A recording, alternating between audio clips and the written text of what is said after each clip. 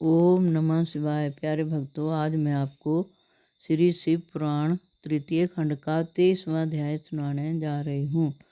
आशा है आप ध्यान पूर्वक सुनेंगे। ब्रह्मा जी बोले, हे नारद, हिमाचल की बात सुनकर सब पर्वतों ने इस प्रकार कहा, हे राजन, हमें सर्वप्रथम उस योगी के पास पहुंचकर उसकी परीक्षा ले लेनी चाहिए।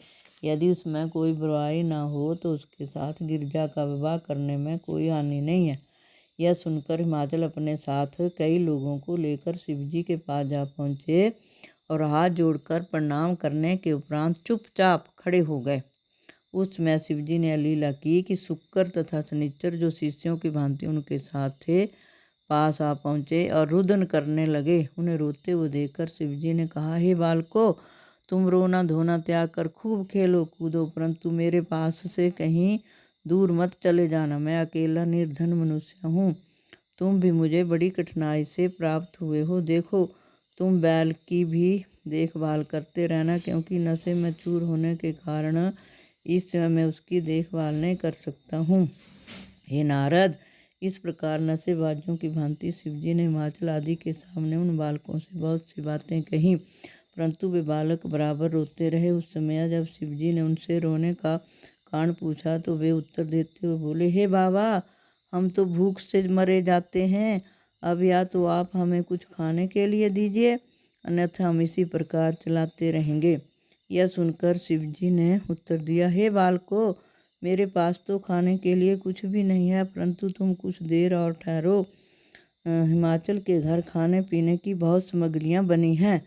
जब गिरजा के साथ मेरा विवाह होगा उस समय तुम्हें भी बहुत सा भोजन खाने के लिए मिलेगा।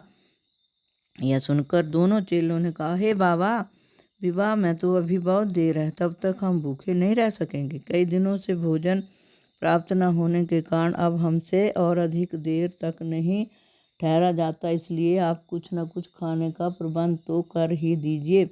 हे नारद, हिमाचल ने जब उन दोनों बालकों की यह बात सुनी तो शिवजी से कहा, हे प्रभु, यदि आपकी आज्ञा हो तो हम आपके दोनों शिष्यों को अपने साथ घर ले जाकर भोजन करा लावें। शिवजी बोले, हे राजन, यदि आप यही चाहते हैं तो इन्हें भोजन करा लाइए, मुझे इसमें कोई आपत्ति नहीं है।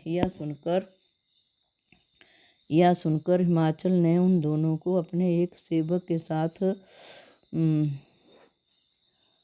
करके यह आज्ञा दी कि तुम इन दोनों को भोजन करा लाओ। उस समय उन दोनों बालकों ने हिमाचल को संबोधित करते हुए कहा, हे राजन, हम आपके घर भोजन करने के लिए नहीं जाएंगे, क्योंकि घर के स्वामी के बिना हमें वहाँ कोई भी अच्छी तरह से भोजन नहीं करा सके। यदि आप स्वयं हमें लेकर चलें तो हम तैयार हैं, अन्यथा भूखे रहकर यहीं रोते रहेंगे। उस समय शिवजी ने हिमाचल को संबोधित करते हुए कहा, हे राजन, आप स्वयं ने साथ ले जाकर भोजन करा लाइए। सचमुच यह कई दिनों के भूखे हैं। आप इन्हें अच्छी तरह से भोजन करा दें तथा पानी भी पिला दें।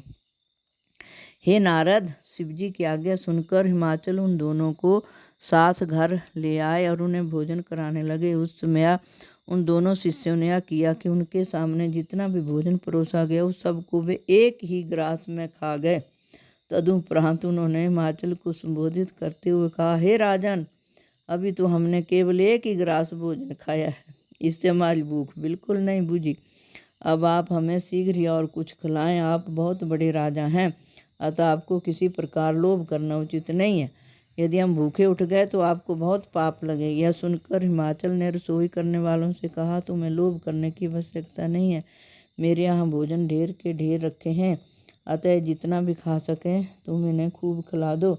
यह सुनकर रसोइया जब और सारा भोजन ले आया तो उसको भी वे एक ही ग्रास में खा गए। हिमाचल के यहाँ जितना पानी था उन सबको भी उन्होंने एक ही बूंद में पी लिया। तदुपरांत वे चलाते हुए बोले, हे राजन, हम तो भूख के मारे मरे जा रहे हैं, आप हमें खाने के लिए कुछ क्यों नहीं देते हैं? यदि आपके यहाँ भोजन तैयार न हो तो हमें कच्चा अन्न ही बतला दें, हम उसी को ही खा जाएंगे।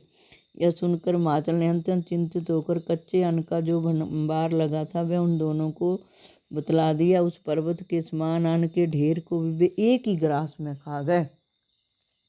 जब राजा के घर कुछ भी शेष नहीं रहा तब वे भूख भूख भूख चिल्लाते और रोते हुए वहाँ से लौट पड़े तथा अपने गुरु के समीप जा पहुँचे। शिवजी ने जब उन्हें देखा तो पहले तो बहुत हंसे, तदुपरांत उन्होंने अपने झोले में से निकाल कर उन्हें एक जड़ी ऐसी दे दी जिसे खाते ही उनकी भूख शांत हो गई। ओम नमः शिवाय, ओम नमः शिवाय। प्रिय भक्तों, अगर आपको मेरी यह वीडियो अच्छी लगी हो तो कृपया मेरे चैनल को सब्सक्राइब कीजिए और मेरी वीडियो को लाइक कीजिए। धन्यवाद।